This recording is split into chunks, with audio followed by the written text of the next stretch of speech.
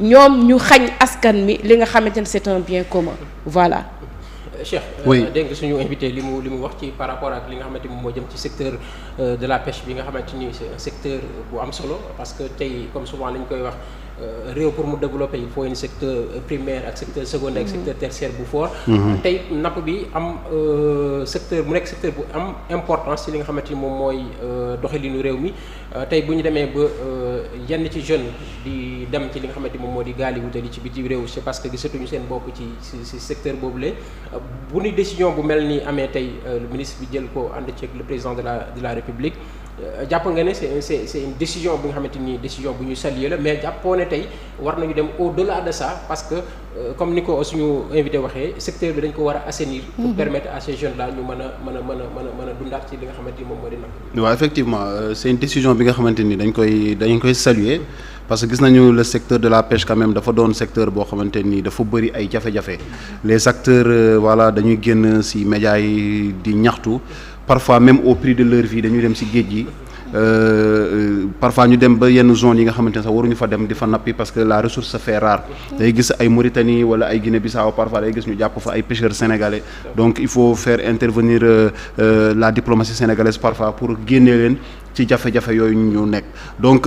ressource bi nag rareté bi effectivement peut-être qu'on est dans une surexploitation donc surexploitation nag buñ ko waxee mooy peut-être dafa am li ñuy tëbb ci géej gi peut-être moo ëpp li nga xamante ni peut-être la ñu waroon a jël donc forcément à la longue la ressource bi day jafe jën dina jafe ba nga xamante ni acteurs yi gravité tout autour dañuy am ay jafe-jafe pour mën a maintenir n'est-ce pas ces niveaux de revenu bu leen permettre ñu mën a vivre correctement léegi nag parfois da ngay gis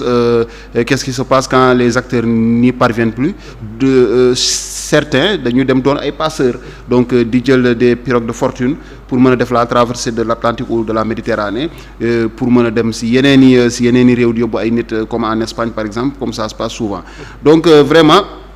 décision bu ñuy rafetlu la mais bu ñu xoolee aussi ce n'est que le début pour man je pense que c'est un premier pas et que y a d'autres pas yi nga xamante ne war na mën a ñëw ils sont en train d'assainir et j'espère que dinañu am le courage d'aller jusqu'au bout parce que intérêt yi nar a peut-être nekk en jeu dina bëri parce que quand des multinationales s'en mêlent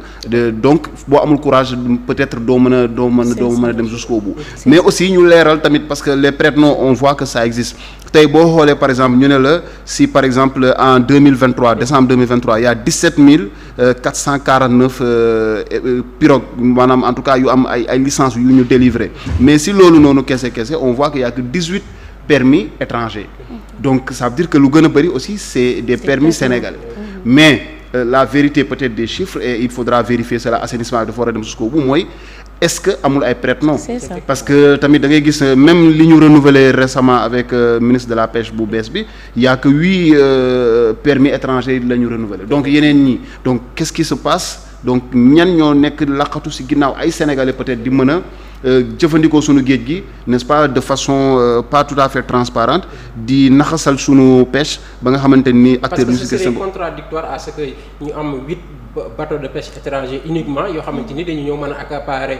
suñu géej bi au détriment de plus de 100 et quelques licences donc il y a des non-dits il y a des non-dits et dañ koy exploiter de façon gabégique parce que sunu ressources yi bu ñu demee ba tey sunu jën yi nen yi nga xamante ni moom la jën yi di nen sax dañ koy jël ñu koy jël di ko yóbbu ñoom di ko transformer ainsi de suite ça la situation est alarmante donc loolu moo war a rareté produit bi ñu naan jën soo demee tey ba gis nappkat yi mool yi mareyeurs yi di dem di wër ci sous-région bi Mauritanie Gambie Guinée Mali pour wuti jën ba ci Sénégal autant pour moi Côte d'Ivoire jëm côté boobu yëpp et pourtant suñu géej mu ngi fii te ñun sénégalais mënuñoo jëfandikoo géej gi c'est parce que dañ koy saax-saaxee moo tax nag assainissement bi il faut ñu def ko 8 permis yi ñuy wax naan ay multinationales ñoo koy am qu'on creuse jusqu'au fond parce que y a des prête-noms donc buñ ko ragal nañu dem mener les cette décision que mu dem ba nga xamante ne àgg na ci finalité am lépp lu ci nekk lu lëndëm ñu dindi ko sànni fële. mais même am accompagnement également parce que mënuñu rek yem c'est vrai que licence de pêche yi joxe ko baax na dem nappi bi baax na mais également mu am un accompagnement bi nga xamante ni day permettre tey ñi nga xamante ñoom ñoo di pêcheurs yi ñu mën a am peut-être des chambres frigorifiques yoo xamante ni tey bu ñu demee napp xëy na danañ ko mën a conserver mu am également des centres de comment dirais-je des usines de transformation yoo xamante ni dana permettre tey production yooyu nga xam ne dañ koy def parce que souvent suñu jën yi ñuy napp dañ ko yóbbuwaat à l'étranger transformer ko def ko ay farine def ko ay pot sardine defaat ko yoo xamante ni dañ koy indiwaat ci réew yi après di ko jaat li nga xamante ni moom mooy di réew africain est-ce que tey tamit waruñu dem ñun tamit au-delà de yem ci rek ci napp bi mais ci transformation bi accompagnement bi nga xamante ni war na am ci secteur boobu la. d'accord vous venez de toucher fu ma bëggoon aborder wax nga ko tu as pris en compte mes préoccupations en avance je pense que loolu yëpp mënuñu ko réussir sans l'accompagnement des autorités bu ñu defee réforme yi ba pare jël des décisions l'État dañ koy xaar ci mu accompagner ce secteur par rapport ak li nga xamante ni mooy emploi xam nga bu ñuy wax le secteur de l'économie informelle li ñuy wax naan chômage loolu mënuñu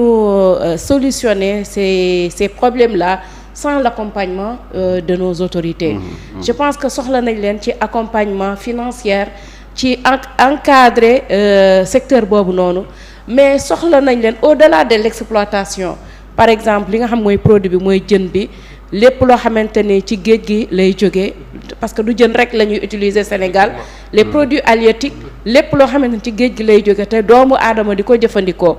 wala ñu koy jëfandikoo pour def genre engrais pour les récoltes la semence je pense que loolu yëpp mënuñu ko réussir sans l'accompagnement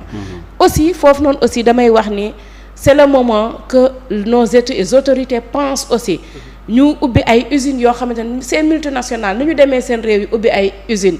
di transformer waat nos produits di ñëwaat di ñu ko jaayee lu gën a cher d'une dizaine de fois je pense que ils ne sont pas plus intelligents parce que sénégalais bu ñu demee à l'étranger jàngi ils sont parmi les premiers pourquoi pas nos autorités ñu xalaat ubbi ay usines yoo xam lépp loo xamante ne gàncax la lépp loo xamante ne meññeent la du génn ci géej ñu daal di fiy defar ay usines yoo xamante ni sénégalais dinañ ko jëfandikoo ba nga xam dina doy ba ñu mun ko génn exporter ko ba nga xam dina mun a renforcer waat notre économie du secteur de l'économie informelle ñëpp gis ci seen bopp suñu géej gi aussi ñu bañ ko saax-saaxee parce que am na moment boo xamante ni jën yi dañuy nef jën yi dañuy reproduire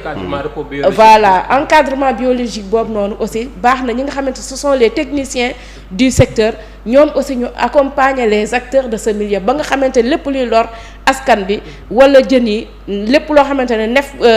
nen boobu noonu dina ko yàq ñu encadrer ko donc il faut qu'on y va avec plus de courage plus de rigueur mais aussi ñu assainir ko encadrer ko bu baax a baax voilà. Cheikh oui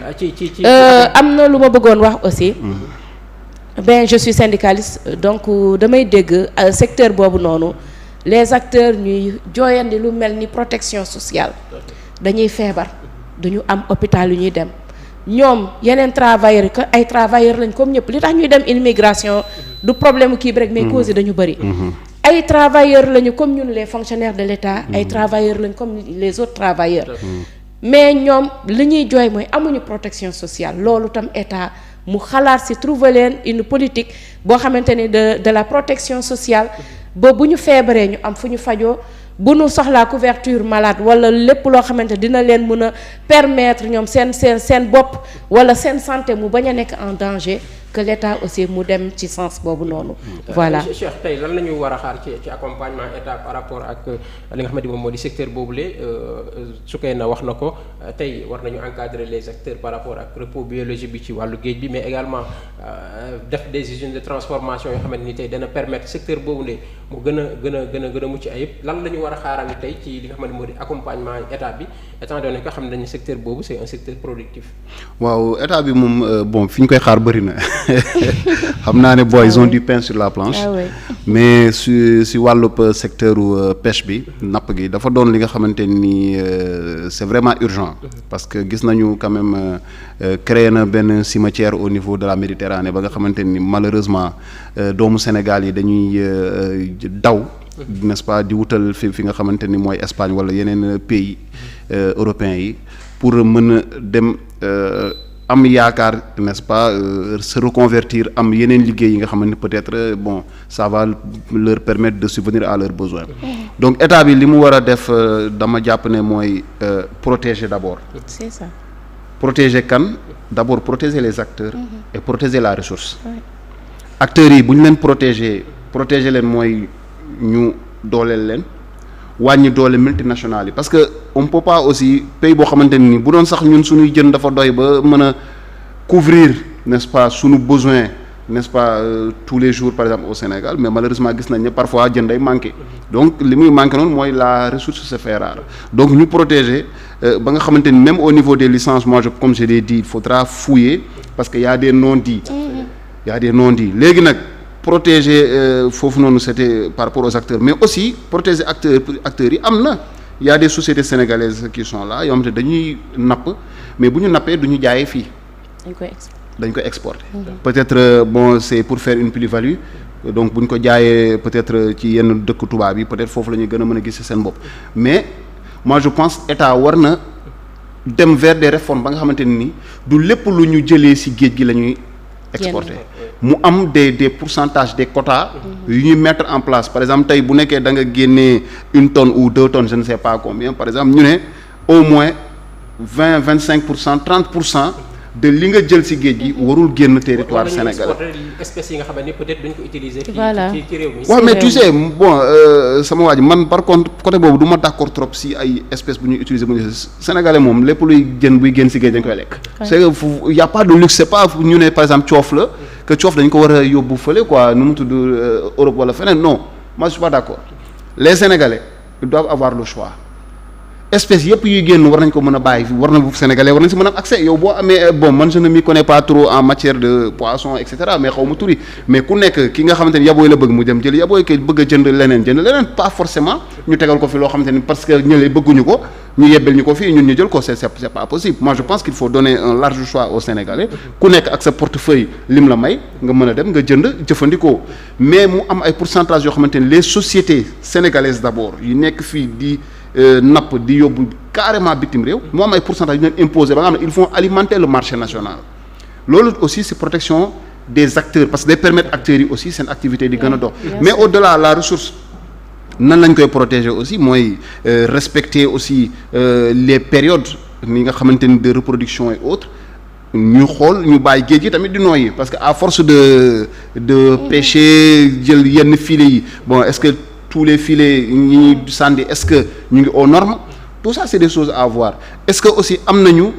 jumtukaay yi nga xamante ne permettre na un suivi par exemple tey un bateau d'après les huit bateaux étrangers yu am licence yi nga xam ne génne nañ ko mais si 8 yooyu est-ce que ñu ngi respecter ñu ngi respecter charte yi nga xamante ni n'est-ce pas moo lalu ci ginnaaw licence bi ñu leen jox donc il faudra vérifier di dem di def ay inspection en pleine mer est-ce qu'on est en mesure de faire ça est-ce qu'on est en mesure de vérifier mais au-delà aussi éviter tamit nit ñi nga xamante ni ñooy def les vérifications là à ce qu'il y a pas de corruption et autres aussi pas nga xamante ni peut-être ñoom mën nañu vérifier gis lu dul yoon ñu seetaan bàyyi mu jàll donc tout ça c'est à revoir et aussi aller vers des sanctions pour ces gens n'est-ce pas yi nga xamante ni bon dans un premier temps le mal est fait mais ginnaaw bi ñu assainir ba pare tous ceux qui se font passer pour des prête-noms et autres là ñu jël seeni responsabilités ñu xamante ni y a des sanctions sévères yoo xamante ni parce que aussi faut pas quand même ñu dilapider suñuy ressources ba nga xamante ni ñun les Sénégalais duñ si mën a profiter parce que aussi la chaîne bi dafa gudd tey jën bu amul non seulement le pêcheur il va en pâtir mais c'est pas le pêcheur seulement ça. Tous ces acteurs qui gravitent autour sunu yaay yi yeew fajar dem ca géej ga jël yóbbu marché toog di jaay ba ci biir kër yi ba ci biir ci nii donc on voit que les répercussions quand même dafa yaatu moo tax voilà moo tax il faudra prendre quand même le taureau par les cornes ñeme dem ba ci biir te loolu rek la ñuy xaaruñu leneen ñu audité waat affaire yi leeral lépp daal vraiment dooleel mbéy mi comme ni mu ko waxee comment dirais-je la pêche au-delà aussi les acteurs malheureusement bon au Sénégal les travailleurs surtout si yenn secteurs yi quand c'est le secteur artisanal et autres malheureusement amuñu benn accompagnement bi nga xamante ni bi ñuy soxla pour mën a dund ca avec le minimum je dis pas que c'est même pas un luxe nga feebar nga dem hôpital nga am protection moi je pense pas que ce soit un luxe donc tey c'est une normalité mais maintenant il faut aller dans voilà mais après loolu bu ñu génnee ci mbéy mi ci pêche bi napp gi il y a d'autres secteurs aussi qui en souffrent yi nga xamante ni il faudra travailler à protéger le travailleur sénégalais encore une fois ça y va même de la dignité humaine de ces acteurs qui gravitent autour de ce secteur parce que nit ki fi muy liggéeyee foofu war na fa sentir une protection sociale boo xamante ni dignité humaine am du sentir que ni bafoué nañu te loolu ñenn rek ñoo ñëw ci mun a dimbali mooy les autorités étatiques voilà les autorités